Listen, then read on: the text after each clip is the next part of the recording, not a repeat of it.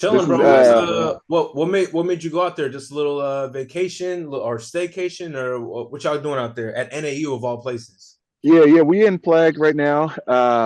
Not your typical spring break where you would normally picture sun and beach and all that. We did the opposite, but it was just something different because there's a couple of twofold. One, I wanted to, if we end up moving and we end up moving towards the east or even up north, let's see a test run. What does it look like? Them interacting with snow, the kids getting used to it, seeing how they react if they're scared of it, if they get altitude sickness like I do, all that type of stuff. And then, yeah, Cindy, she loves it. So took the wife up here as like an early birthday present type of vacation type thing. You know, Nice. it's Flag, so it's right around the corner, and Yeah, we ignore it a lot. So might as well take Yeah. advantage. I How agree long was with that that. drive? I agree with How that. long We that? the fact that we have like a flag and a Sedona and something like that that's like in our backyard and we don't go that often. I agree with that. We do ignore it. It's kind of wild, to be honest. Like we did some stargazing last night. Went to an area where there was less light pollution and just able to see all the constellations and all that. Tried to and when you see pitch dark, can't even see Facts. 2 feet in front of you, you know. So that's kind of lovely. Just different experiences. Um, we went to see Bear, Arizona, so literally had a bear walk up to our car, goats, mountain goats, whatever, climbing down, all sorts of little things. And the kids love that little stuff. So any little thing surprises them, which is Mm-hmm. lovely. That's the point of it. I'm with Yeah. you there on the That's snow fun. aspect. I definitely want to, introduce the kids to snow and everything. Like I really don't even remember the first time or any of the times I was really introduced to like actual snow, where like Quincy was saying, like, it's like, several feet up and stuff like that. I know I've been in it before, I just don't remember it because I was hella young. So I definitely do want to introduce the kids to that. But everything outside of the snow, I'm like, meh. Like when Don says, like, oh yeah, we got Sedona bias, we got Flagstaff bias. And I'm thinking about it, and I was like, yeah, we don't go there a lot, but for me, maybe it's because like I'm a city boy and I like man-made attractions and things of that nature. Like you think about how many people like, go to the Grand Canyon and they're like, oh my gosh, look, it's so gorgeous. And I'm like, I see a bunch of red rocks. And again, we're from Arizona, or been in Arizona for the longest time where it's like, all right, well, you've probably seen Grand Canyon a billion times or whatever, like obviously you One of see a the eight little wonders of bit the when you're going world. to Vegas, but Yeah. it's just not that special to me. Or then when you look at like the different thing like if I go to Canada, for example, and I want to go see Niagara Falls, right? I can't envision myself like taking that long ASS trip basically up to New York and just north of New York and then going and I see these falls, which I did when I was hella younger when I did, but like I see them and it's like, wow, that's amazing. That feeling, how long is that gonna last? You know what I mean?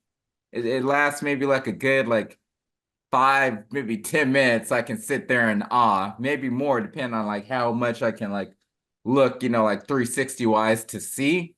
But it's not something where like, dang, like this was a whole day we spent here at at the falls, right? Whereas on the contrary, as far as man-made things, it's a stretch, but think about like if I were to be like, yeah, let's go to Africa, let's go to Egypt and check out the pyramids. I can sit there for So, like a so good Brian, 10. Hold on, I Brian, let can me sit pause there you. for a Let good me 10 pause minutes, you because look in awe of like the pyramid, but then also I can look into the history of it and talking about or thinking about how they built it. And maybe there's some of them that you could actually go in or like they have tours surrounding them. Do they have like a Niagara Falls tour? And even if they do, like, you don't hear the story about, oh, people like died building it or, so that's my thought. But go ahead. I was going to add in there that you have you have the quote unquote privilege to say it wasn't all that because you've been there, done that. Where But you're I was robbing hella young, so I don't your, even remember it though. but I what was I'm like maybe saying is like 4 or 5, if that. you have the awe and wonder of what happens in Europe, what happens in Egypt. Whereas people that live there are like, I mean, it's a pyramid. Like it basically is a triangle that they did 1,000 years ago, allegedly. I don't know, but like it's nothing special to me. Whereas here, people see the same thing about Grand Canyon. How is that such a wondrous feat? All the different things they've done, the Colorado River that travels through there, the hiking you can do with it, all the man-made stuff that like they Yeah, think that's of what I'm it. saying though. I'm not talking about the attraction elsewhere versus here. I'm just talking about the man-made attractions versus the natural attractions. Like the Aurora Borealis, like okay, like streaks of light like in the sky. It might look phenomenal, but again, since I'm able to see a picture of it, like the actual visual aspect of it is not that appealing.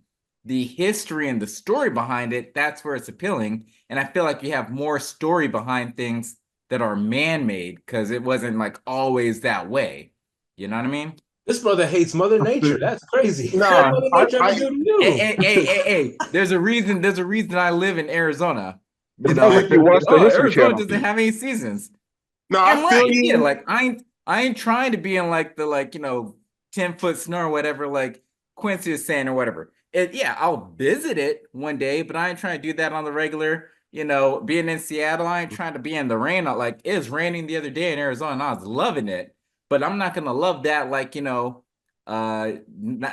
or 80% of the time, like I'm in a city or living, you know what I mean?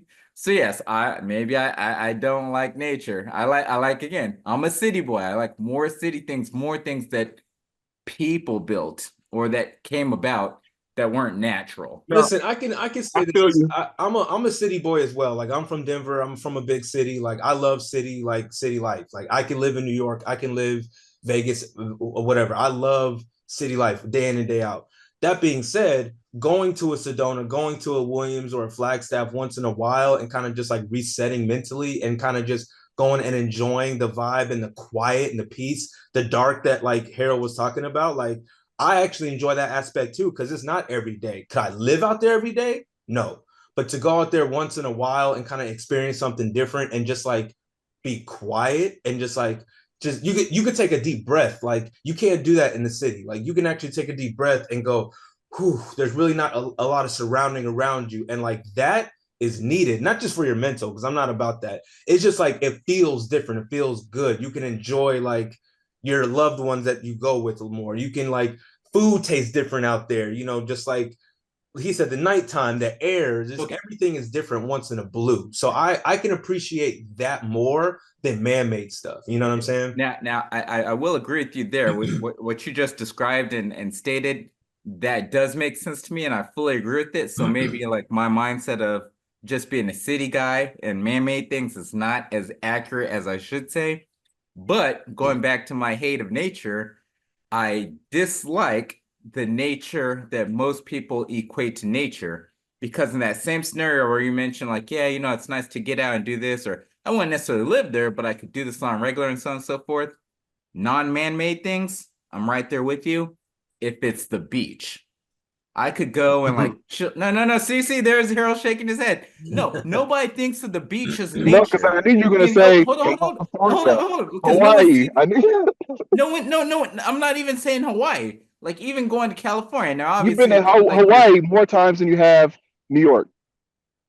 I have because like it's much. I'm closer, at least like from flight wise, for whatever. Not closer, but you know what I mean. Like I see it closer than I do see New York or whatever. And not to mention, Hawaii is a lot bigger than the quote unquote New York as far as just going to the New York City where it's clustered full of motherfuckers and stuff like that or whatever, right?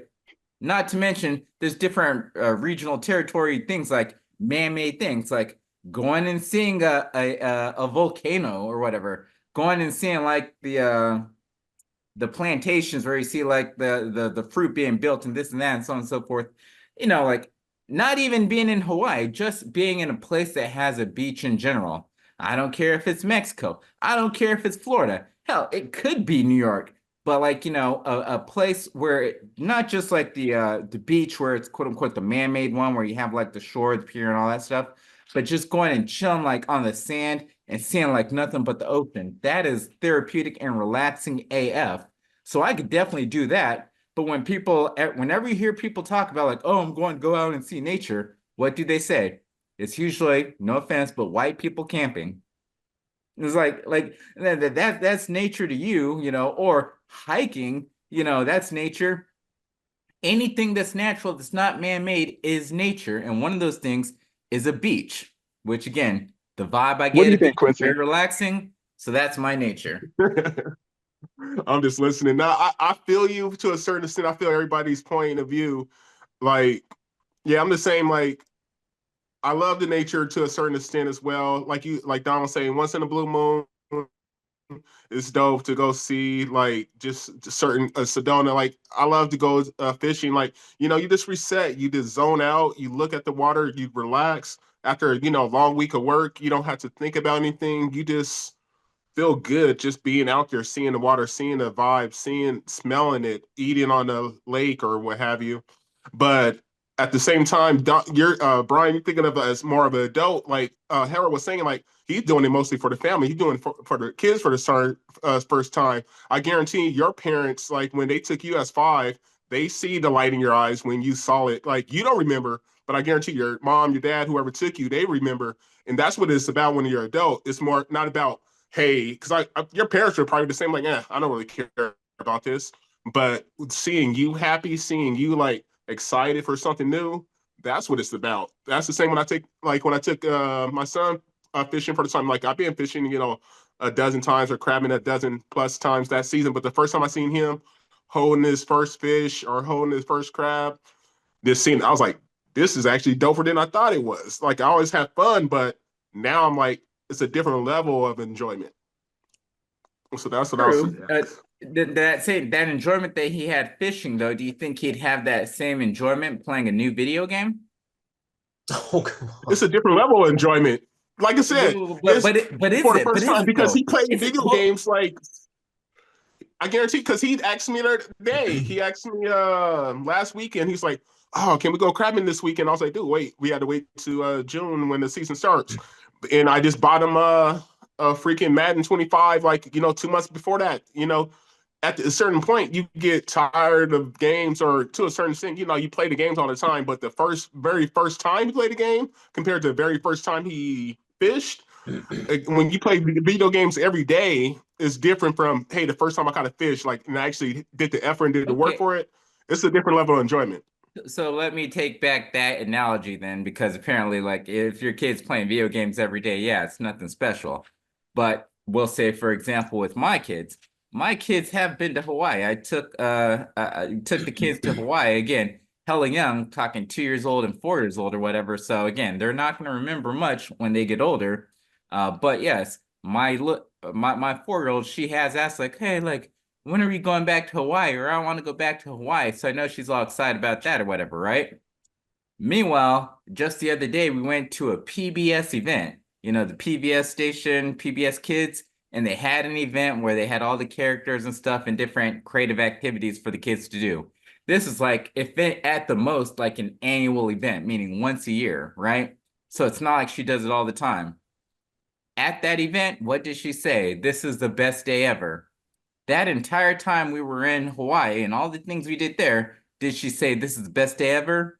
No. Wait, you're What holding I'm a trying to 4-year-old point to their out is word? that what?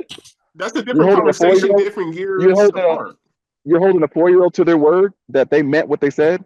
No, what I'm saying is that like if something's so enjoyable, she's gonna announce this is the best day ever. I'm pretty sure there's moments and highlights, ones we captured on camera, of her having the best day ever in Hawaii. But the kids don't take it as like we do as adults, realizing like, oh, hey, this is costing me hella money to go and see the pyramids of Egypt, versus it's costing me a little bit of money to see the Luxor pyramid in Las Vegas. They don't have the context of knowing like, oh, this is more valuable or expensive than this is.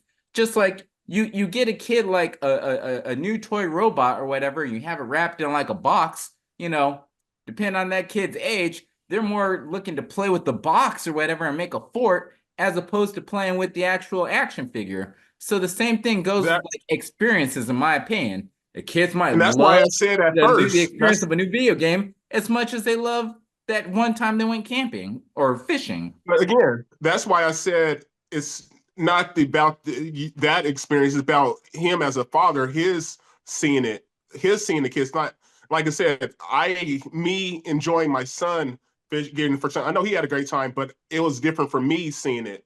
That's what, and I'm sure it's different for Harold seeing his kids, sledding for the first time. Like they can enjoy it. He's like, oh, this is great, this is cool. But what he sees, that's going to be more memorable and more impactful to him than to them. Because you're right. Like as kids, you get older, you keep doing this. Like, oh, I did this day. Like the son was talking about the other day. He was like, oh, when can we go to Arizona again? He remembered like hanging out with the friends and hanging out with my mom and stuff and just being on the airplane. But like I said, me knowing that he enjoyed it, me knowing that he had a blast, me seeing him do miniature golf for the first time or swimming, doing night swimming and stuff like that. That's what I remember, even though he may not remember it. Like I was showing him pictures of him when he was yesterday. I was showing him pictures when he was like 3 or 4 when we are punking pitching. He's like, I don't remember that, but he had a great time. But he's not gonna remember when he was 3 and 4 years old doing this and that. But the fact that I got pictures and the fact that I remember it speaks volumes.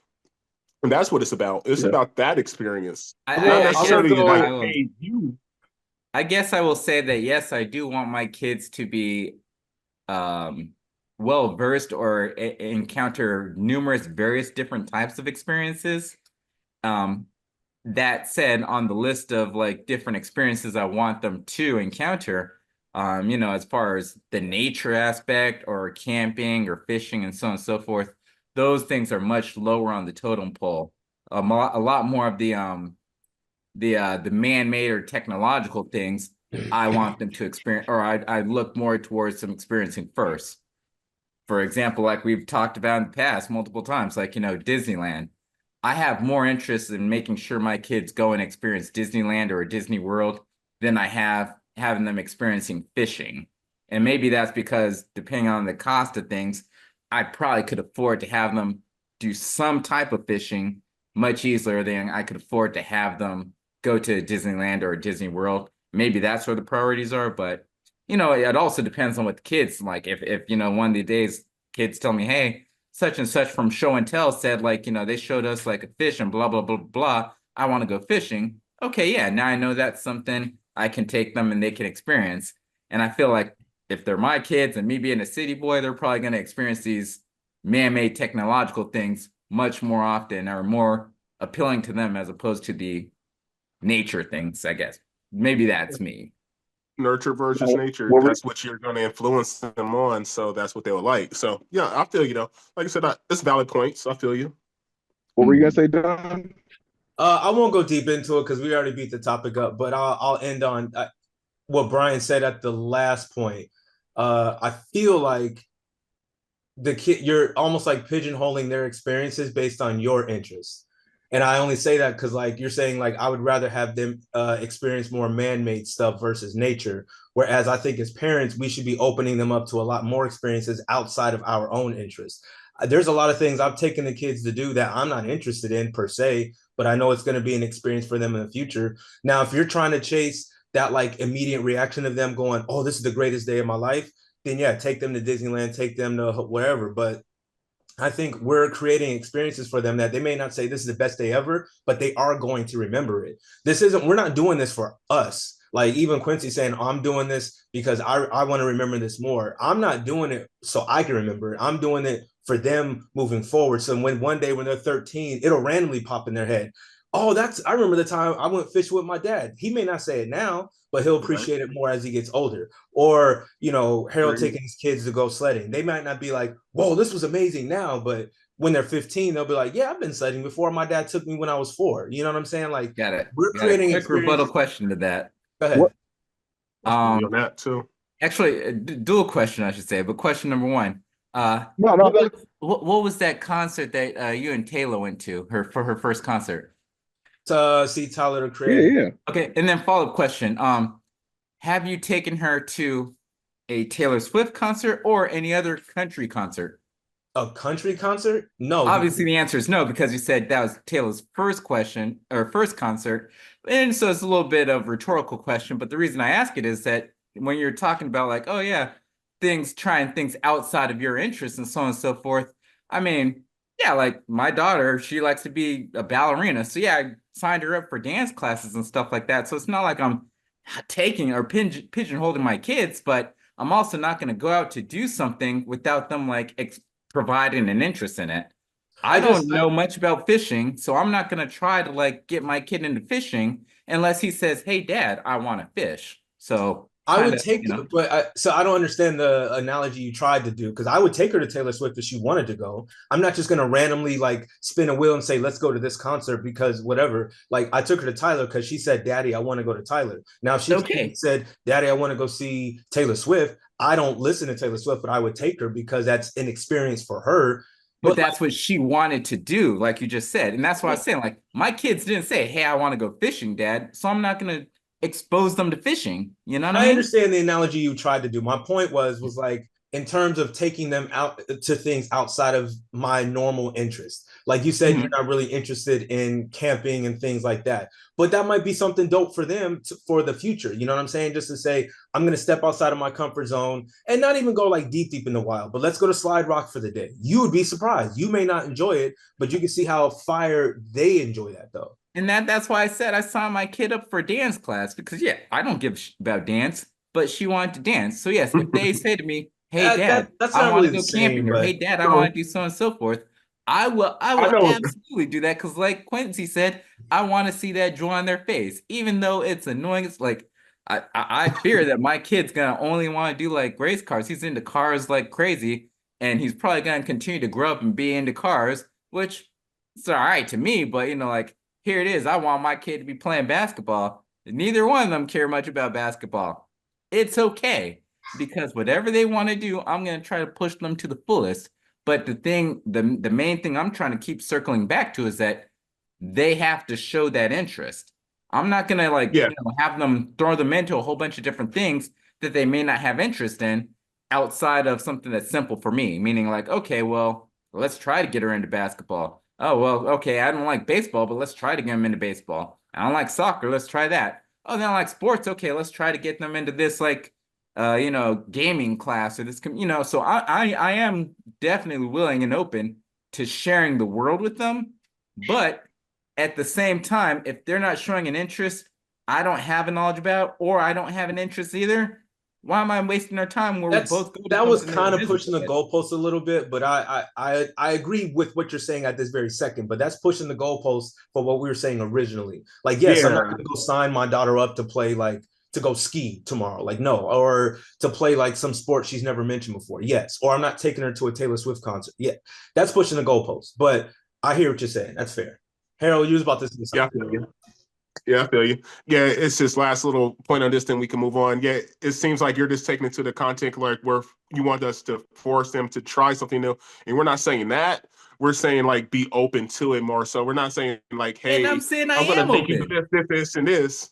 But yeah, not feel you. Just like I took my son, like, he expressed a little interest in this, that, like I just want him to experience different things. Like I took him to a baseball game, I took him to a football game, I took him to a basketball game. We took him to the WWE. Just because I know he's going to remember, like, hey, yeah, I went to a baseball game with my dad. Like, I can never say that. I can never say I went to a basketball game with my dad. I never could say I went to WWE with my dad. I never could say X, Y, and Z. So I wanted to make sure he can say that if he wants to. But like I said, at the same time, like I asked him first, I'm like, hey, would you be interested in this? If he said no, I would never bought that $100 ticket or whatever. But I feel you. So let's what do y'all think about Curry hitting that 4,000 3 pointers? I think it's I think it's somewhat of an accomplishment, but I think at the same time, you got to give him credit for how he's changed the game. It's just unfortunate that so many other people think that they're Steph Curry now. It takes a lot of skill. It takes a lot of time in the gym. The whole classic, Rick Ross and Right. Drake. He wasn't with, like, you got to spend hours to become a master shooter. You can't just put them up because you open. And I think so many people Right. nowadays like to shoot threes because, hey, they're not guarding me out here. Okay, well, there's a reason because your percentage is 15%. Mm-hmm. And so it's a turnover, you shooting that shot. But I think him shooting it, him doing work, him being recognized for his skill level is commendable. I think there's only a few players that potentially have that ability. And it's just that the game has evolved where, you know, it's very hands off, less physical, and it provides the perfect scenario for him to excel.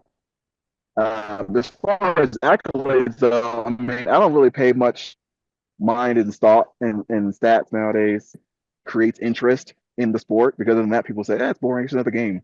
But if it's a game that the score is 150 to 147, now that sounds amazing. Like, oh, I missed something. I need to tune in next time. And it's like, okay. So Right. they're just pulling different levers and trying to make things a little more entertaining. But that's my initial take. I feel you. And I could agree. That's kind of my point of view as well. It's like he changed the game. He impacted the game differently, which is dope. But at the same time, it's like a blessing and a curse because you got these kids that's trying to shoot threes and stuff. Even when, like I said, my son was on a little baseball or basketball team. You see these kids like half court trying to throw it. It's like, Curry, and they like 5 feet in front of him. I was like, dude, stop trying to do this. Like, nah, it's not you. Everybody's not Do they still Curry. do Like that you said, though? Do they still do that where they call out the name as they shoot or grab a rebound and say Rodman, sometimes, whatever? Like is that like a thing still? sometimes here and there, I hear it. I keep it even. It's funny because I remember doing it when I was a kid. I was like Jordan or whatever when I was a kid and seeing my son doing it with his friends and stuff over the summer. It's like, damn, that's funny. It's cool, but it's just crazy. Like seeing some of his stuff, he's going to make it because like even seeing him doing the warm ups, like going from like doing a rebound or doing then half court, then at the free throw line and 3 point line, then also like and then go back and forth and do. I was like, dude, it's not his first time. It's not his first rodeo. He's been doing this since he was freaking 7, 8, 9 years old, whatever, shooting and practicing and drilling.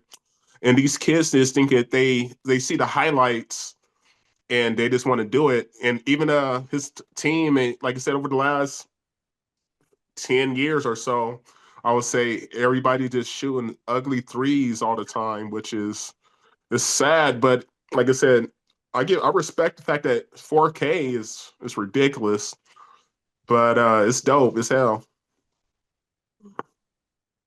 It was cool. What do y'all think about the? Oh, so I go, feel yeah, go ahead with that part.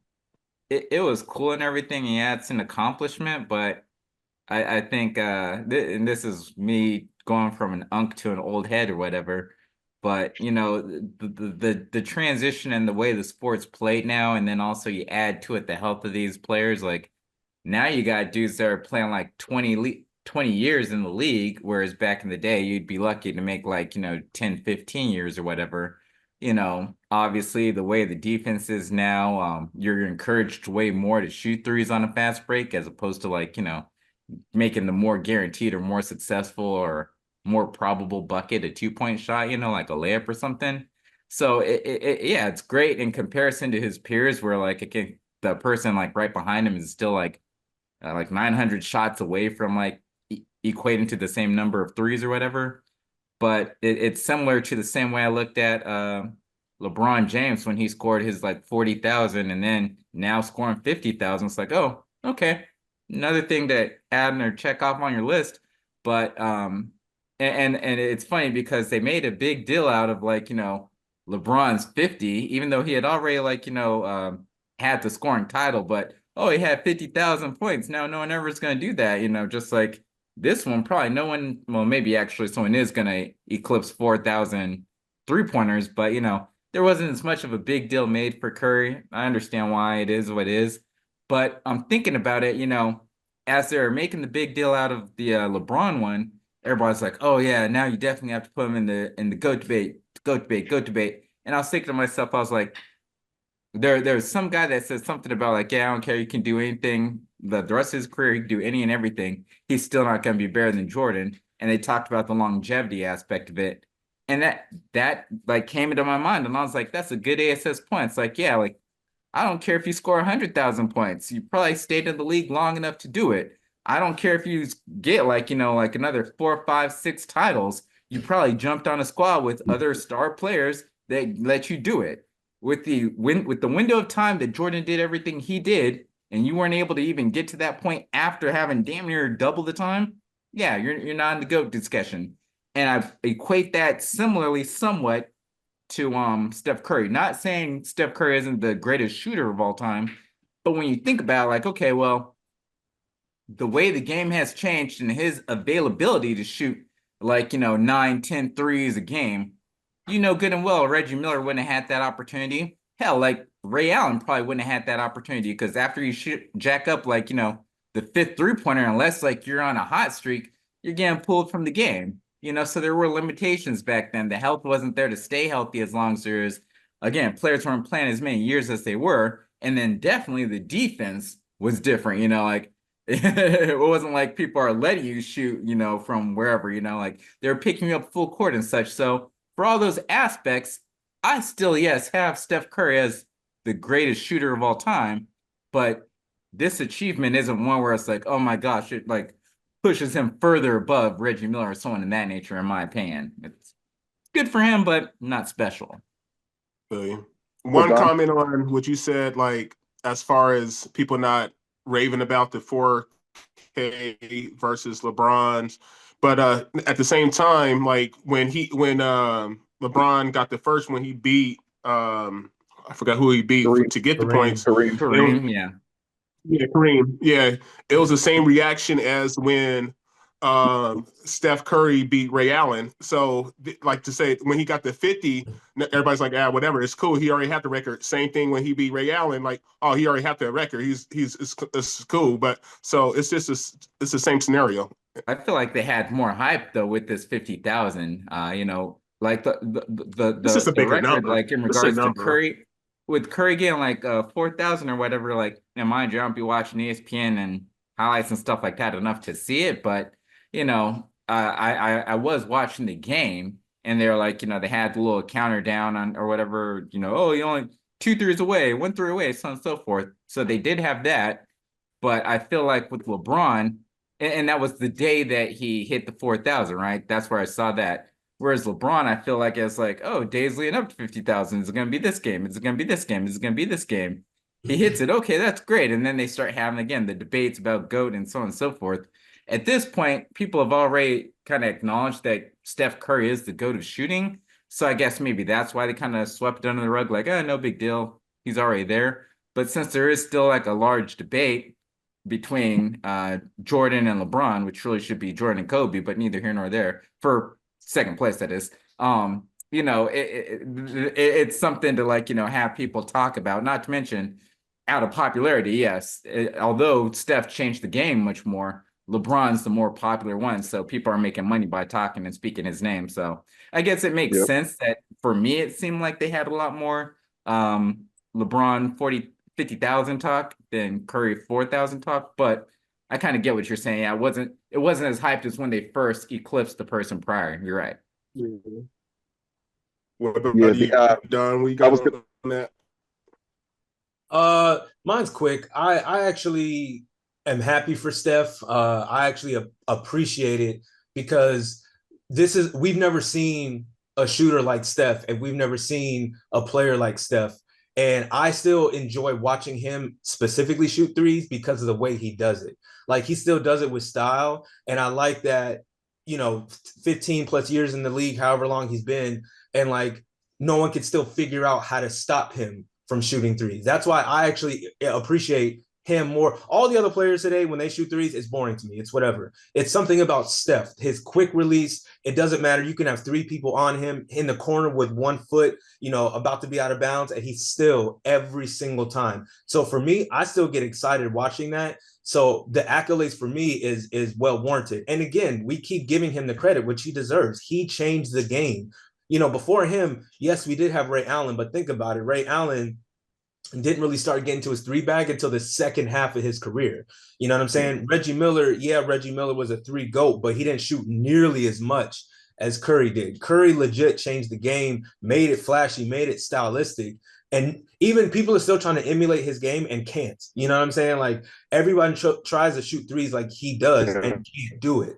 So for that, I still am excited by it. He's the only one that could do it and, make it look the way it does. So I champion it. I champion the fact that he's hit his 4,000. He needs to keep doing it. That's his game, and I'm okay with that. You know what I'm saying? Like everybody has their signature game, and then everyone tries to emulate it. he created that, and I'm for it. So I enjoy it low key, and Yeah.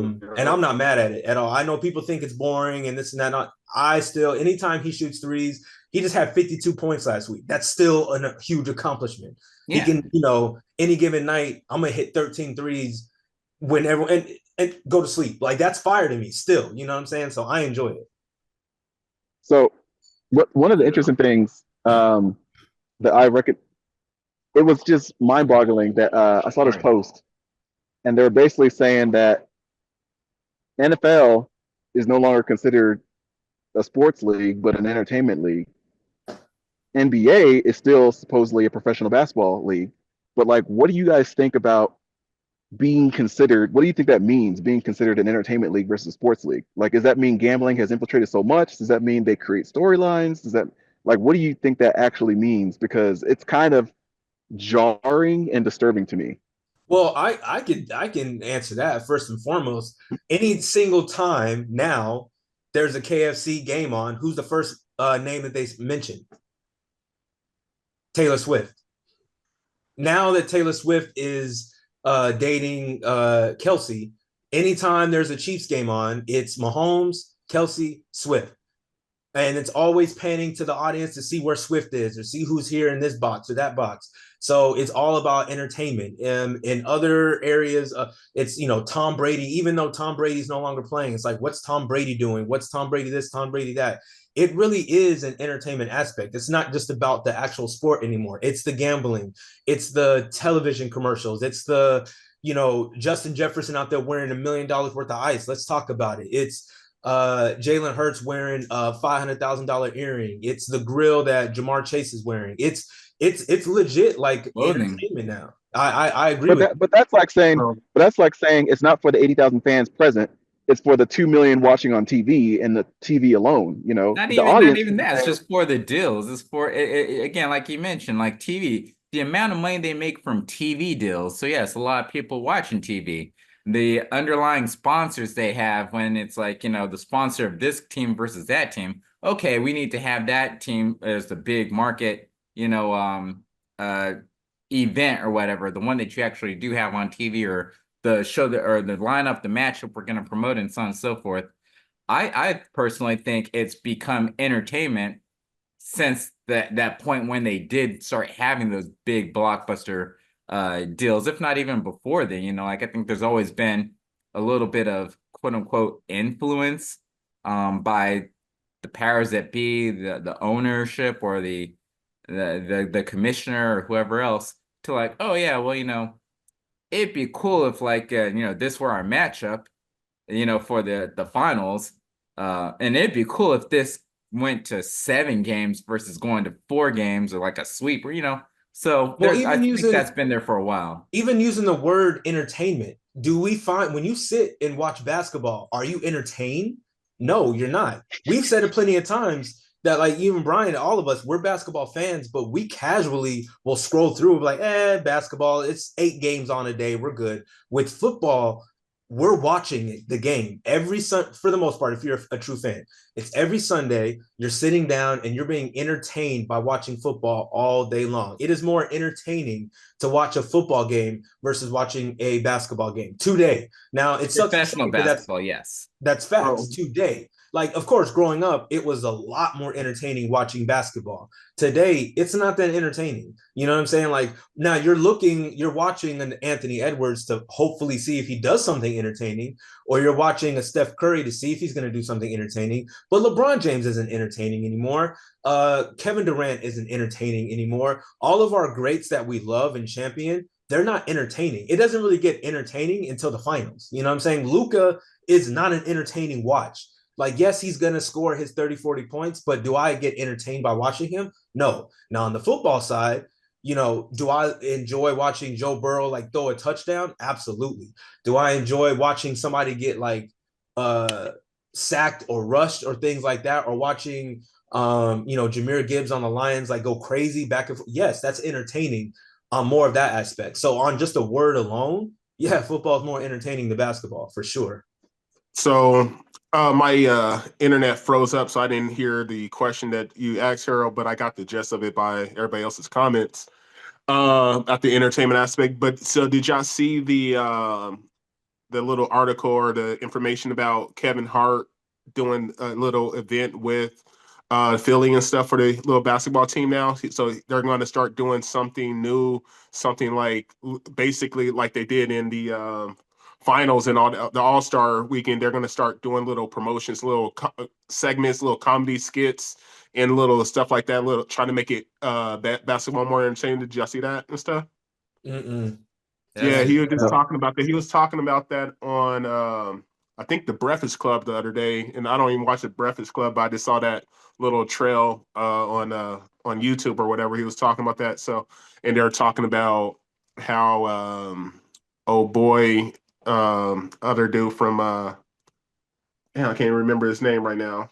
Oh boy, from he was in the second Friday movie. What's his name? Mike Mike Epps. Epps? Yeah, Mike Epps. Yeah, they're talking about why didn't you reach out to Mike Epps because he's from Philly or whatever, this and that and stuff. They're trying to start that little beef again. You know, how the Breakfast Club always trying to slander crap, always trying to Mhm. start beef, but instead of putting on the real aspect of it. But they're saying like, yeah, so I think that's where they're gonna go. So they're actually trying to make basketball entertaining now because they probably see the same thing everybody else is like dude, nobody's really watching. Nobody really cares. It's not entertaining as football. It's not entertaining as that. So now they're gonna Well, start doing that stuff now. Then too, man, you gotta think about it. Like again with football, like it's more of like a physical, violent sport. And unfortunately, Americans they dig, the violent aspect of it a little more, right? And then when you also look at like in football, there's still things like there's still rivalry in football. Like there's still teams that rival each other. You know what I'm saying? Like the Cowboys absolutely hate the Cardinals, the Raiders absolutely hate the Broncos, and vice versa. We lost that in basketball. Like there used to be actual rivalries in basketball. Like the Celtics and the Lakers was a rivalry. You know what I'm saying? The Pistons and the Bulls was a rivalry. Now everybody's all buddy buddy, and there's really not Like an authentic jersey swapping at rivalry. the end of the games, everything. Yeah, yeah. Yeah, it's like, with the exception of like an Isaiah Stewart who just fights everybody. You know what I'm saying? Like there's everyone like has camaraderie. Like, LeBron is like, oh, Jason Tatum, you're my guy. Like, no, I just lost by 30 to you. I don't want to go talk to you. You know what I'm saying? Yeah, Like yeah. that's a thing now. They're no, they're homies. But I, of football, but there's I think still go ahead. no, I think what you're saying is definitely true for an American audience. But I think all these sports expand beyond when you put things on the internet, when you put things on social media. That these are global audiences you're talking about. I think that the NBA also does what the NFL does in changing the rules to make it more entertaining to the audience. That they don't want to see, just like the UFC as well, they don't want to see tap outs, they want to see knockouts. Just like in NBA, they don't want to see hand checking and defense, they want to see three pointers and fast break dunks. And so you either get a high percentage dunk or you get a wide open three pointer. Either way, that's going to be a highlight on Sports Center.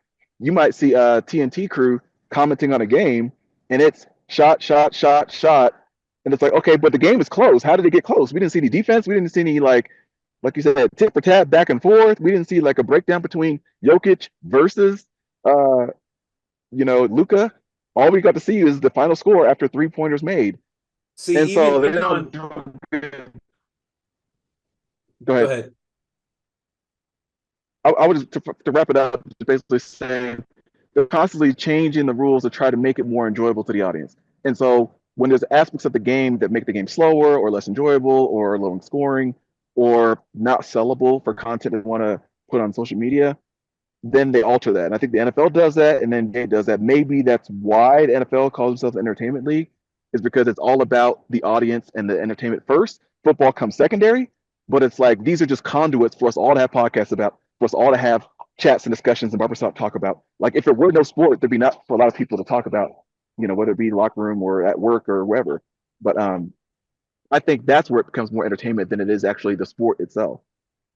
Yeah, I can see that on the basketball side, right? Because again, but even in that, like I think that's more entertaining for like the ESPN highlight reel. It's not necessarily entertaining for because I've been to a couple of games in the past, year or so when you go to like go see the Suns and stuff.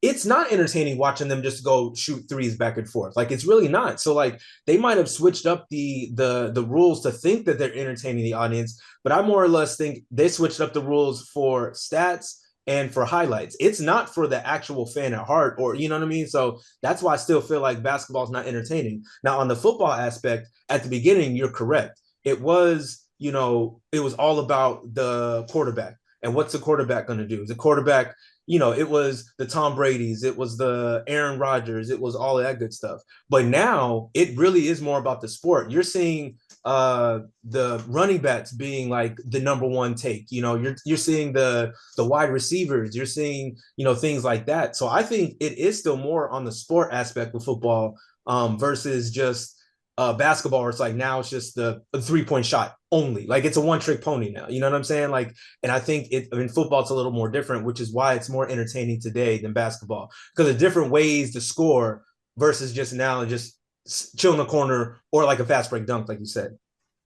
Well, and to me, the problem I've always had with these sports is even if you get the league minimum, even if you're making what $750,000 in the NFL, even if you're making only $2 million in the NBA, like everything you should do is amazing. Like you shouldn't be bricking wide open shots. You shouldn't be missing free throws and have like, oh well, that's his Achilles heel. Like he just can't make free throws. Oh, he just doesn't box out. It's okay. It's like everything you do should be amazing because you're being paid a lot of money to play a freaking sport. And so when what you're doing on TV looks like, oh, I can go to the park right now and do that, that's disrespectful to me. Oh, for sure, because like they praise LaMelo. They're like, yo, LaMelo's out there going crazy. He scored 35 points, but he put up 52 shots and only made like 20 of them. Like that's not an impressive stat. You're still 50% from the field. Like that's not an impressive stat for being paid all the money. But we're not going to see that because we're not watching the game. We're just seeing the highlights where LaMelo just went crazy, and they show within a 48-minute game 3 minutes of it where he just maybe back to back to back just went crazy. You know what I'm saying? So, yeah, man. In closing, for me, I get why they say football is more on the entertainment aspect versus basketball. It makes sense to me. It does. Yeah, I feel you. But they did say in either 2026 or 2027 they're going to institute the 4-pointer at half throw. Wait, is that for real? That. You Nah, drunk? I'm like, what? No, don't do that, dog. I'm like, I will stop watching 100%. Like, what is it? What was that show on MTV? What was like when they used to do that? Rock and Jock. Yeah. Like you can go. They had the 20-pointer, the 10-pointer. Like they're gonna start doing that shit soon. Like no blood, no foul. That's where we're headed. Which, no blood, no foul. Right? I wouldn't doubt it. The floor will light up for a second. Though, when you talked about the Rock and Jock, that was entertainment, and so and that made sense, and the downside is that I think that the agenda for basketball, for football, maybe not so much hockey, but likely baseball as well, the agenda is, hey, we're in the business to make money as an entertainment industry. And so again, there's people behind the scenes manipulating storylines and things of that nature. And that's why, yes, football does have that tie-in with Taylor Swift and the Kansas City Chiefs. And so as long as that relationship and something that is going to draw more viewers to football, they're going to continue to have that team. Again, they always have the running joke talking about how the Kansas City Chiefs are like that team that always has an additional like 3 striped jersey players on their team or whatever,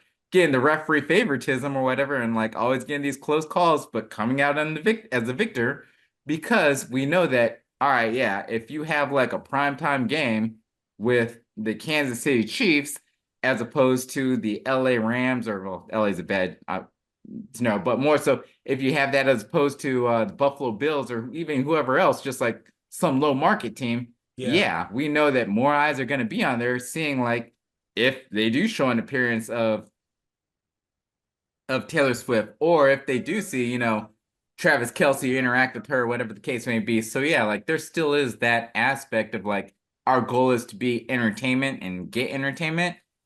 The difference is in siding with Don is that football is more entertaining, one, because they have less games and what have you.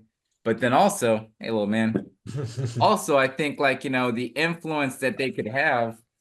Hey, okay, we need to chill. We chill. The influence that they have is a lot less on the outcome of the game as opposed to basketball or these other things. For example, that last Super Bowl, right?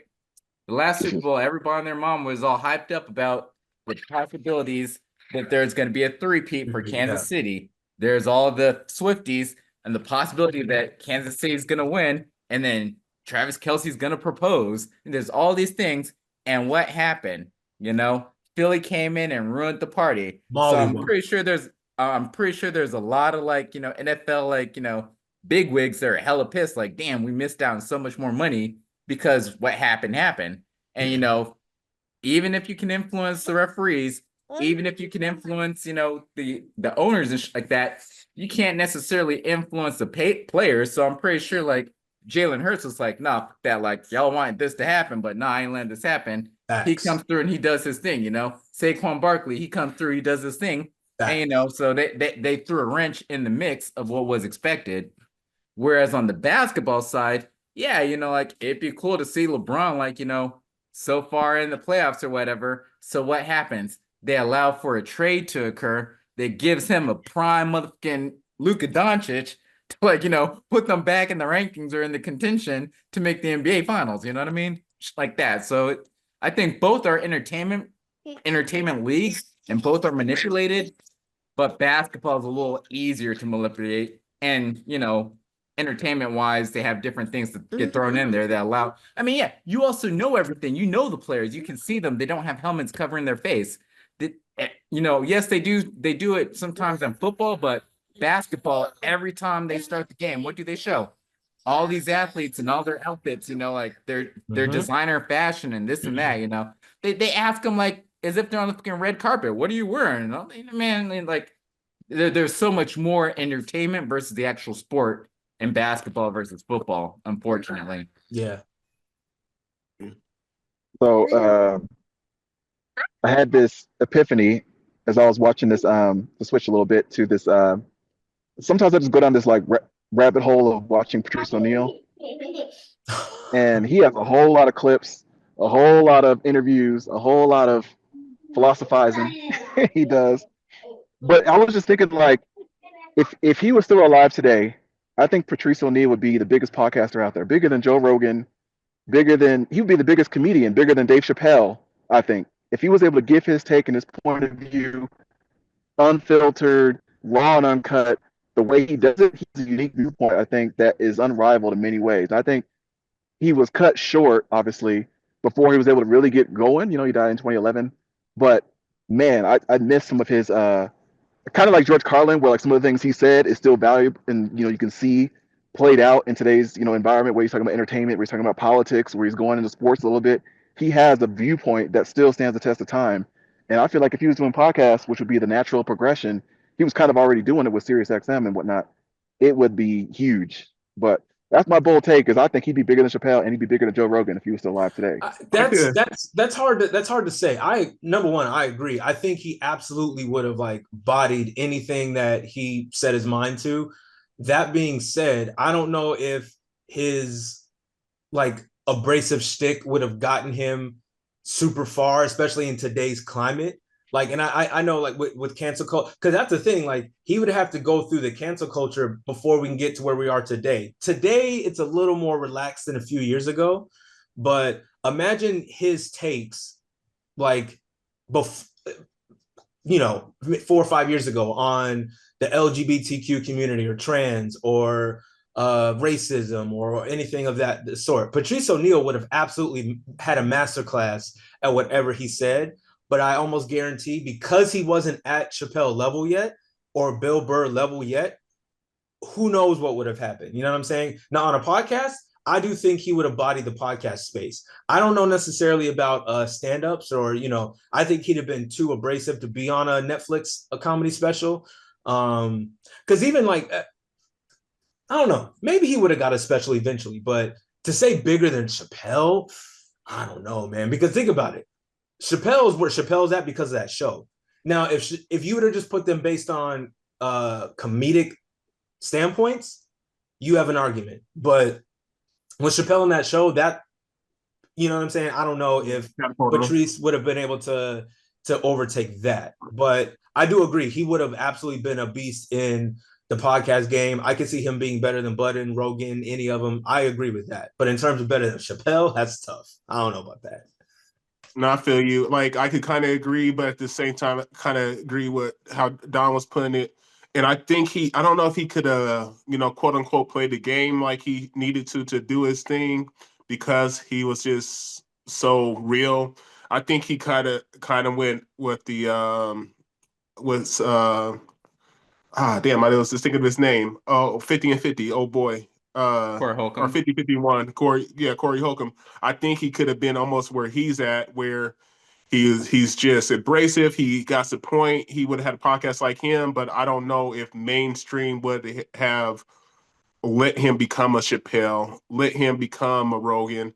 I don't think they would have just embraced him enough. It's like Don was saying with the cancel culture, especially through the last freaking half a decade. I don't think they would have allowed him to get to the point where he could have been as great as he could have been.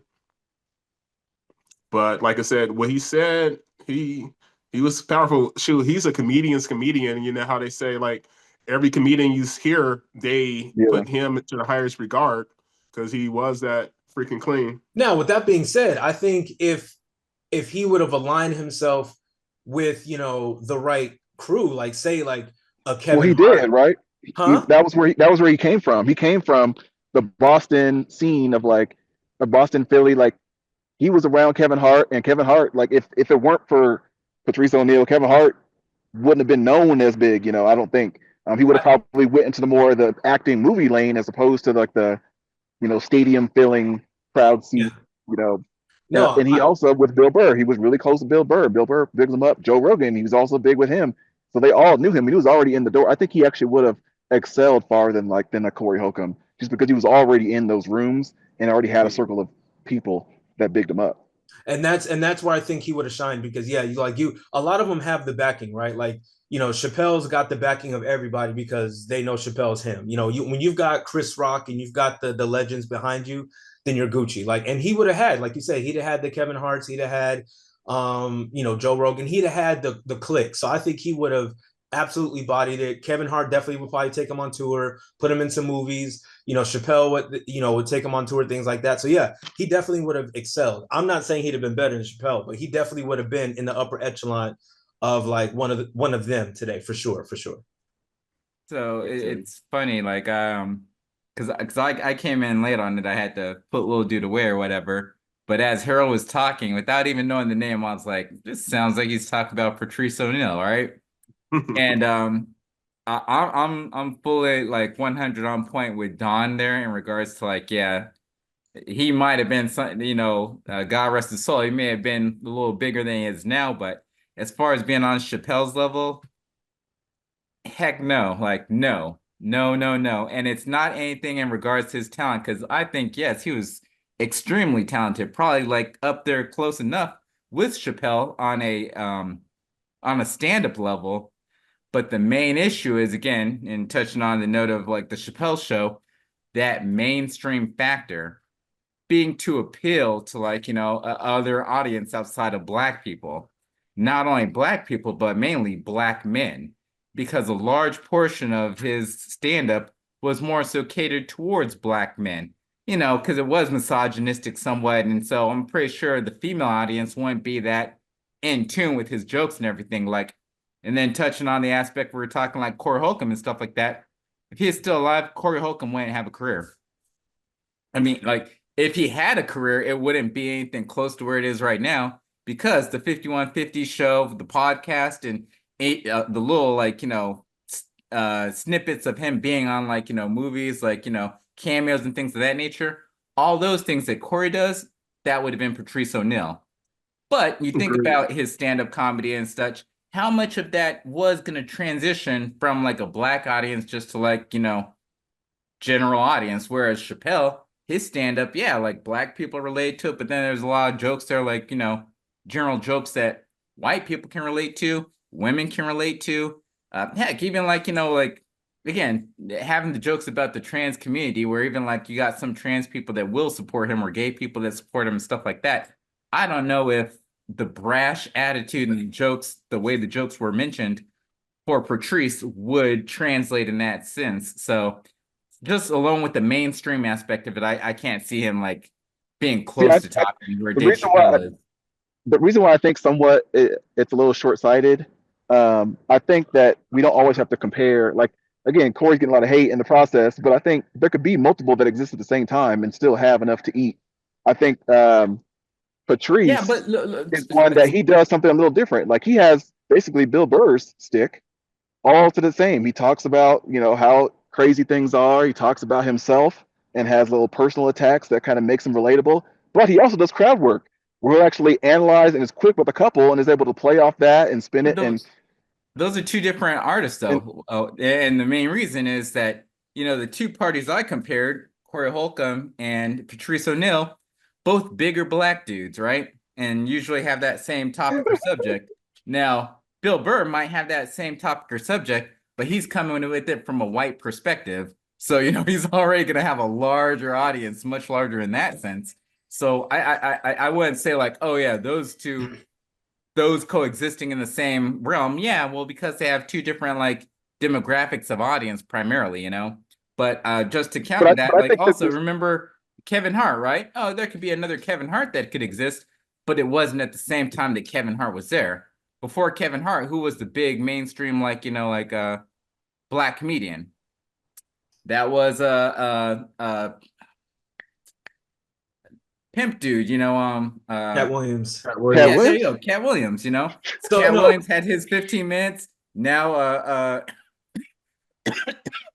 That's hate. no, now you got Harold. Kevin Hart having his I 15 get minutes, and what then he's saying, right? there'll be So another small like black actor comedian dude. They'll have their 15 minutes. so here's the thing: it's not necessarily short-sighted. I kind of understand what he's saying because yes, you can. You're right. You can have multiple of the same type of comedian, but unfortunately, only one is like he's saying is going to be like glorified, right? And it's like that Yeah, with every decade. If you think about it, Eddie Murphy held it down in the 80s. He was the most abrasive, even though you had your Robin Harris's and all the other ones. You only heard about Eddie Murphy, and then in the 90s, it was Chris Rock. Yes, we had, well, aside from Bernie Mac, but like you did have multiple ones, but it was only the guy that was the mainstream, right? It was the guy. And then transitioning to that, you have, like you said, Cat Williams held it down for a little bit. Yes, we had the Earthquakes and all the other ones that do that abrasive comedy, but it was only the guy. You know what I'm saying? And then Chappelle came and just shut everything down completely. Not just with the stand-up, but with that absolutely classic TV show. And I think that's why Chappelle is where he's at. It's not just a stand-up. It was the moment, it was the time. Like we never seen nothing like it. It touched on everything, everybody, every culture, every race. That and Patrice or and anybody can never touch that. You know what I'm saying? Um, Now I don't 100% agree that Corey Holcomb couldn't do it if Patrice was here today, but I do get that there was somebody would have been the guy. So I think Patrice would have been the catalyst, and then Corey could have had a career, but it wouldn't have been as popping as it is today because Patrice would be the guy. So it's not necessarily short sighted because that's just what it is. Like there's always Kevin Hart had his run of being the guy, you know what I'm saying? And now it's being transitioned to, some others, Bill Burr, Schultz, even though I'm not a fan of Schultz, but like, it's in pockets. So I do kind of get where he's coming But, from. I but do appreciate you articulating it in that format, Dom, because that's exactly what I'm saying. I was being a little hateful with, saying like Corey wouldn't have a career. He'd have a career. It just wouldn't be on the same level. Yeah. Thank you. Facts. and I think that's fair. I think you don't know if like because some people in the black community especially are like, why do people think DL Hughley's funny? Like I don't find it funny. Or if people say, how does Wanda Sykes have a career? Like I don't think she's funny. Is she the best writer in the world? Like you just make the right friends. Like so I think some people are always flabbergasted why certain people have made it and are successful. And it comes off as hate sometimes. But I think when you think about like a Patrice, and when you think about some of these other, that you mentioned being the number one, I don't think anybody would have pictured Joe Rogan of all people being the number one. They wouldn't picture him being $100 million Spotify guy twice. Like Yeah. really? Like so that's why I say maybe short sighted is that you just never know what could happen in the What right are we saying circumstances about if they number were one, though? early What are we on. considering Joe? What are we considering Joe Rogan number one at? Doing podcasts or as comedy? Like, Oh, podcast for sure. It's not even Okay. Like influence, like podcast, yeah. People influence. Yeah, think like everything. He's got that unlocked. people watch I that more than they guess, do but Jimmy Fallon. Like it's that big. Yeah, I agree. So I will say in closing, I do think if Patrice were here and if he were to navigate through cancel culture era, I absolutely think he would have bodied it. But I feel like he might have, bro. All it takes is one word. If they say the word that rhymes with bag, like that could have been it. You know what I'm saying? Or if he says, "Yo, look at this retarded," like it would have something like that would have ended it. So if he could have navigated well through that, like the way Chappelle did, the way Bill Burr has, the way these artists have today, then yeah, he definitely would have killed it. I appreciate you guys indulging me on my crazy outlandish take, but it was No, just something it's a good something I take. thought. Good take. I feel you. So Speaking of Quincy, Bill did you Burr, did you end up listening to some more Kevin Ross like yesterday, like I said to do? yeah, actually, I listened to like 2 or 3 of his albums. I listened to the number two, the one that you suggested, then the first one, and then I listened to a couple randoms because I put both of them on the YouTube Music Mm-hmm. and just listened to the full album when I was just driving around yesterday, running You some listened to errands. that Audacity album? That's my favorite album of his.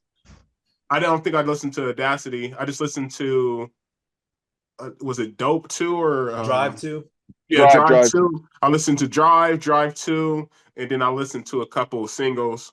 Um, but so that's the only thing I listened to so far. But yeah, he's clean. I like him. I'll have to listen to it a little bit more and actually pay a little more attention and actually get the flow. But I like the beats. I like the cadence. I like his voice.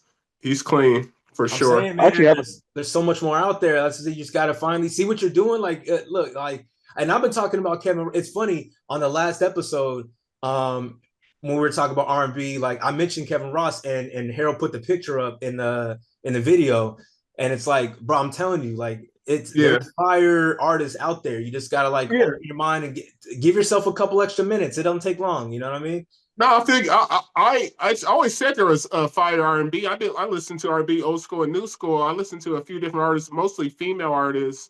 But so I never said there wasn't fire R&B artists. What I was saying I don't see the mainstream artists like we did when we were younger. Like I can name like yeah. 10 right off the dome that were on the radio all the time that everybody know their name but nobody really know.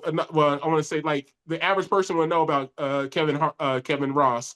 The average person would know about what's her name, Banks, that I listen to. The average person would know about Lindsay Sterling or this Let us person, this see all person. them. Yeah. Yeah, so they know about her, or they know about Beyonce, or they know about LMA, but and they don't know. I can't name 10 mainstream female artists and 10 mainstream male artists right off the dome like I could have when back in the '90s in the early I'm gonna be 2000s. honest. I don't think this is just being honest. I don't think the word mainstream really holds relevancy anymore. And I say That's that probably the problem. it's not a problem though. It's just how it is today. Like there's so much things for everybody, and with social media, like I think every artist, there's no such thing as a mainstream outside of like a Drake or whatever, and or a Taylor Swift, the really, really, really big names. I don't think mainstream's a thing anymore. And I say that, for example, just taking my daughter to see Tyler. Incredible show, by the way. Super incredible. Like, Oh, would I don't know if you get like some people say, oh, that's not a mainstream artist because you don't hear his music on the radio and the average casual person doesn't know him, but he is out here killing the game. Okay. well, Brand no. new. Tech 9 is a better example because Tech 9, See, exactly. Tech Nine, like nobody can touch him, and he has 20 been plus independent for. Exactly. 20 plus years in the game, sold out shows. He's a gazillionaire off of merch, off of He has touring. his own Tyler Perry, basically in Kansas City. But Yeah. the average So person knows. So I wouldn't say necessarily like it's the problem as a society. I'll say it's a problem for me because that's how I think still. It's like I want to think of the mainstream, like, and I still listen to other artists, obviously. I still like it, but I feel, and part of me feels like, oh, damn, they should be recognized more. And I'm just not part of the social media aspect Mhm. where I'm on Instagram, I'm looking at this and that and that all the time. So I'm not a part of that bag still. So I don't see it like you see it because I know you're more on that, with your Pokemon, with your with everything, your shoes, everything. So that's a part of your culture. It's just not a part of mine. The only social media I have is this and Facebook. Other than that, I don't really look at anything else. But and on your point with like Tech Nine, but everybody still know Tech Nine's name. They don't Like though. That's the thing. like everybody that I know, like they know Tech Nine. Like everybody that actually listens to real good music, rap or otherwise, But or see, been to concerts. that's not called mainstream though. Like To mainstream me, is it is. like you That's the don't problem. no but it's not. Household name. The days of Yeah, mainstream are over, in my opinion. Like yeah. I can go to a random person right now. We can go to a mall or something, and I can go to 10 people and say, "Do you know who Tech Nine is?" And I can almost bet that out of the 10, 7 are going to say no, or they're going to be like, "Oh, I've heard of that name before. He's an old rapper from back in the day," not realizing he's still touring, he's still putting out projects, he's still making 20, 30, 40 million a year. You know what I'm saying? I think for me, mainstream is dead, and I say that because I still go to shows. I go to your quote unquote mainstream shows with a Kendrick, and I go to a non-mainstream show like a The Big arena. Monet. But there's lines around around the building. She's selling albums. She's winning Grammys. Like and it's not even a social media thing. It's just I like music. You know what I'm saying? And like people like music, and there's something for everybody. But I don't think there's a such thing as a mainstream artist anymore. There's ones that are widely known, and some that are like, whatever. Like there's niches for everybody, but mainstream to me is dead, low key. Yeah. I think I we feel got to you. stop. Like, there's no such thing as a mainstream artist. Because if so, Tyler's not a mainstream artist, but he's had 3 number ones in the past 3 years. To me, that's mainstream. You need to stick Or I on the think radio. Tyler is mainstream, but no, I feel you Yeah, when you yeah. say Like I gotta jump in as well. I totally disagree. There definitely still is mainstream. I don't think Tyler so. definitely is mainstream because you do hear Tyler on the radio. On the It's radio. sticky. What's that? It's getting sticky. Like that's Okay, been on the now, radio for forever. but he's been And out since 2011. yeah, and that's the thing. Like, yeah, like back when he was with Odd Future, yeah, that wasn't mainstream. Bastard wasn't mainstream. But ever since But Igor wasn't mainstream. Flower Boy. Igor's the number one album. Call Me If You Get it, Lost it, wasn't on there, Call and Me If that's the You number Get one Lost album. was mainstream. That definitely No, was mainstream. Igor, I'm no, with you. That wasn't none of his mainstream. tracks were on the radio, is what he's saying. None of them made top 40 as far That's as my point. Yeah, playlist. my point is It doesn't mainstream matter. You're always. still mainstream, even if you're not like, a chart topper.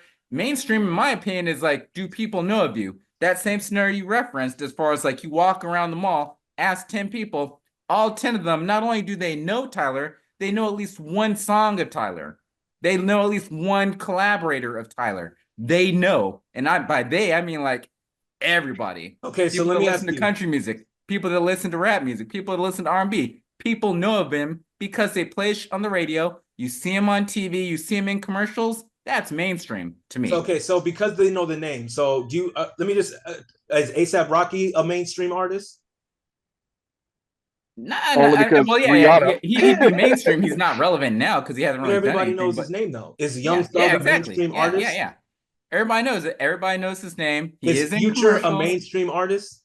Is who? Yes. Future a mainstream artist? Yep. yeah. Is Yep. Young Thug a mainstream artist? Here's another one. So Doechii is not yet a mainstream artist, but she's getting up Oh, there she is because people. absolutely a mainstream artist. Yeah, okay. I'm mainstream to me Okay. is So Here's essentially, the how you question I have. define mainstream? Because I define mainstream if people know you don't have to be a top 10 artist, but if people know your name, if you just somebody says your name, like, oh, I know that person, even if you haven't listened to their songs, because I don't like Doechii, I never even listened to her stuff. Probably like if you play her song, I probably wouldn't know if it was her or not, what have you. But I know the name, so I consider it mainstream. ASAP Rocky, I heard the name, I consider it mainstream.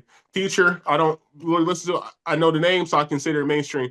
But I understand your point to an extent, like there is no quote unquote mainstream anymore because it's a different era. It's not everybody's on the radio, like everybody's on, Instagram or social or this and that, or just, putting it towards their audience direct compared to having to be on the radio, having to have the CD. So I want to say it's non-existent. I just saying it evolved into what it so is now. you know Freddie Gibbs, but Freddie Gibbs is an underground rapper. Are you calling him mainstream because you know his name and you know his Yeah, music? yeah. Okay. If more, so like I no. said, He is if more, far from, bro. Name one song of his that's He's not been on on the the radio. radio, a video, or anything. Stop. He's not on the radio, so he's not mainstream. Okay. Neither is Tyler. That's my point. Tyler only You're started, saying he's not on the radio again. I just told you they bro. play He's had. Sticky. Oh, stop. You get one song on the radio. That doesn't make you mainstream. He's had That's not number that's one one song I albums. referenced. There's multiple other songs. Like I'd have to look at his. But no, okay. I'll start again, using Tyler. There's so many artists that don't make on the radio that are out there popping, but they're not mainstream. So Yeah. if your example is if they're on the radio, they're mainstream, then that's only a handful of artists because they only play a handful of artists on the radio. So that's why I'm saying that's why I mainstream said to me it is dead. depends on your definition of mainstream. Because, like I said, with my definition, simply because if you know the name, if most people know the name, I consider that mainstream. Brian, if he says like, "Oh, you have to be on the Things. radio," I gotta defend myself. I mentioned multiple things hold on no, the I'm saying, if radio, you in consider commercials. mainstream, People know the name. People can at least name a song. So there's a couple of components in my argument for mainstream. But exactly. continue. All right. So like Conway and all them, they're mainstream because No, Joey Badass is mainstream. I would say like Wu-Tang Clan is mainstream, but nobody knows all the members. None of them they can name maybe 3. So there's different aspects of it. So we consider Griselda mainstream because we know the name. No, probably not. I'm just going based on what Quincy's saying. We know the names. Yeah, like I said, I got another definition for you guys. What is y'all definition of industry plant? And then we can wrap. I'm glad you pointed that out. I don't know the definition, but I was gonna bring that up as well because recently I heard buzz that people are saying Doechii is an industry plant, but I don't know I don't know the definition behind it. Before it was industry made. So I don't think Doechii necessarily is a plant. I think that she put in hard work and now they're like everyone's trying to grasp onto whatever's hot because she's like a very, very viral type of person. To Harold's question, I think somebody like a Tommy Richmond, that's considered an industry plant because he came out of nowhere with this song that went TikTok viral. He's put out 2 songs or whatever, and it's like, who are you? Like, you don't sound talented, you don't look apart or away, but your song is like TikTok famous, so that's like an industry plant. Lil Nas X 1000% was an industry plant. So I think those type of with Lil Nas X, I would say specifically he stands out just because he didn't have an identity that you could you didn't know if he was straight, gay, you found out.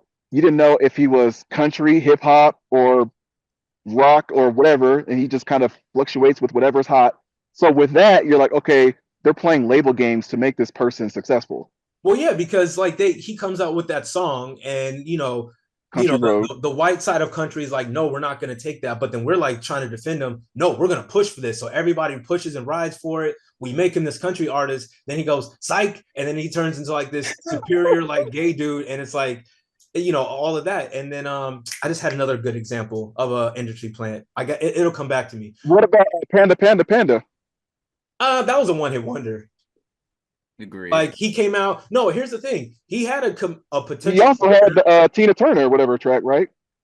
Timmy Turner. Well, he had that track, but then Kanye took it, put it on Pablo, and then just kind of disposed of him. So I think he like that was another situation. I had another example, but I forgot it.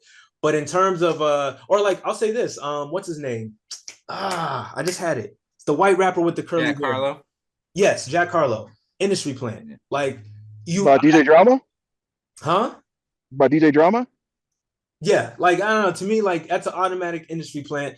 So I get it. It happens. It's gonna happen. It's like a overnight success type of thing with like a TikToky song, and then they kind of fade away into the next TikTok sensation. You know what I'm saying? So industry plants absolutely are relevant. I don't think Doechii is one, especially because the type of camp she's with, like TDE, they don't do industry plant games. You know what I'm saying? She just put in work, put out a phenomenal project, and she is talented. Like this is just her year. So yeah, I think people need to distinguish between, like you said, when people used to say one hit wonder, and then when people now will just hate and slander and say, no, that's an industry plant. There's no way they should be that hot and popping. And they may have already had a following and been doing underground shows, and then now you finally have heard of them.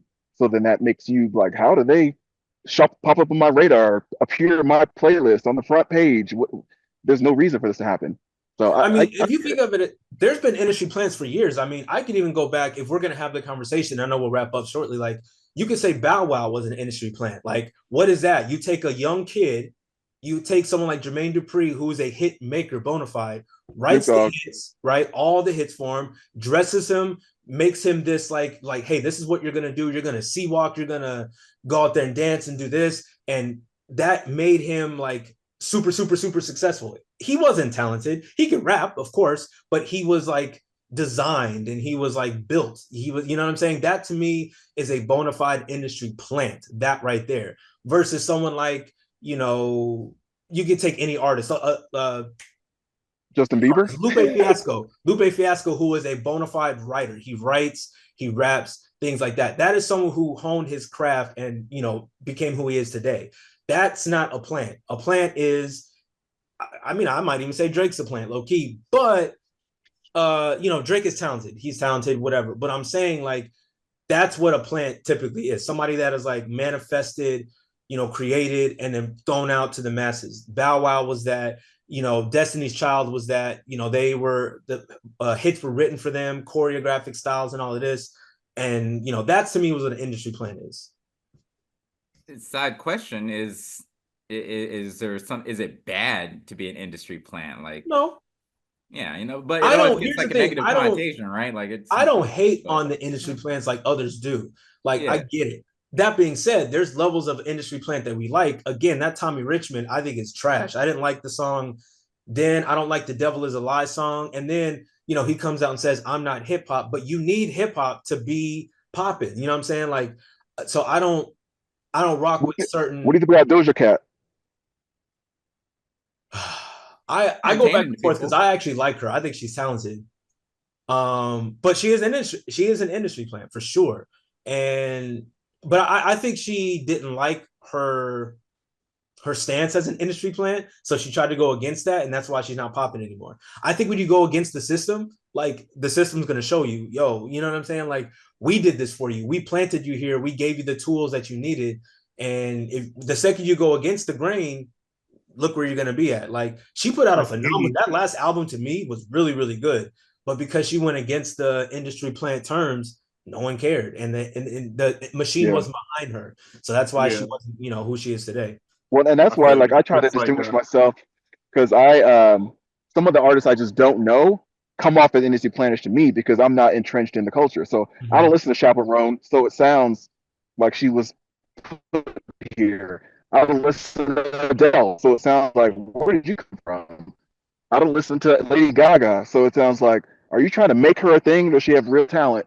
And some of these people that, you know, are the mainstream, that are winning all these awards, that get all the accolades, they're also coming from white culture. I go, but that just comes off as hate. So that's why I just don't even really speak on it much. Absolutely. I'm sorry. No, and that's fair. And that's fair. And again, I mean, and that's why I love music so much, because I go search for authenticity. You know what I'm saying? Now, of course, I'll listen to some BS here and there. Like I said, that Playboi Carti album to me is phenomenal. I know you guys will never listen to it, and I'm not expecting you to. I listen to the Kendrick songs. The Kendrick songs. The Kendrick joints, the Travis joints are dope, and then the Weeknd joint is dope. But I don't know. I like to listen to that type of music when I'm like at work, or if I'm like working out, or like taking a walk or whatever. But no, that's why I love listening to music and searching for authentic music. You know what I mean? Because I don't want to listen to industry plant stuff. So yeah. I feel you. How much longer are you out there in Flag? Just a little bit longer, you know. As soon as we wrap this up, we're gonna go grab a bite, get on the road. So how long was that trip? Oh, just a couple days. So Friday to Sunday. I'm talking about how long did it take you to get up there? Well, surprisingly, because it doesn't snow here very often, there were a lot of street road closures. Where like that I-17 up there was jacked up. You had to kind of go way around like the 89. There was a lot of like secret paths we had to go to get there. But so it normally takes about 2.5 hours to get here. It took us like 3.5, 4. But I saw that. I saw the other day that there was like a big accident or what have you because of that. Hold on. Yep, over by Williams. Come out. Yeah, I saw that the other day. I think it was like 2 days ago on the 13th or something like that. It was like a little big accident. I was like, damn, little trucks and stuff hit it. I was like, they need to careful out there. That happened.